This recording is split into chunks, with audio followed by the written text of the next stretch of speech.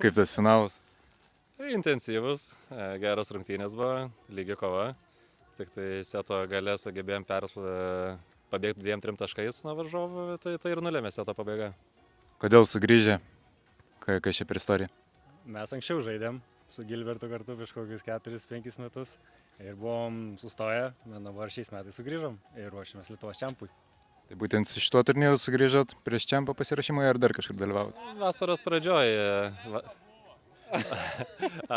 pradžioje žaidėm porą turnyrėlių, bet dabar buvo kiek čia? Poros mėnesių tarpas turbūt, kada nežaidėm nieko. Ir dabar su šito turnyru turim savotišką pasirašymą Lietuvos čempionatui. Tai kaip tas turnyras Open grupė visai susirinko komandų stiprių ar ne? Ar nestiprių, kaip vertinat tą pasirašymą čempionatui?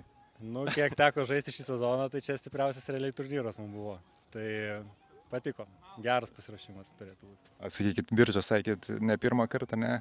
Kas čia patinka, dėl ko faina atvaryt? Ar tas ežeras, ar kažkas šiaip, ką labiausiai įsidėmėjot praeitą kartą ir ką dabar norėtumėt aplankyti? Rinkuškiai! O tai praeitą kartą daug viską įsidėmėjom, nes keliavom ir pramagavom jėgomis. O šiandien tai turbūt nieko daug nepavyks pamatyti. Galbūt kažkur užkast, kažką prasieiti ir tiek, nes visą dieną pliaže. Tai lauksim kitą kartą tada su pilna programa. Lauksim pakvietimą su pilna programa. Ačiū.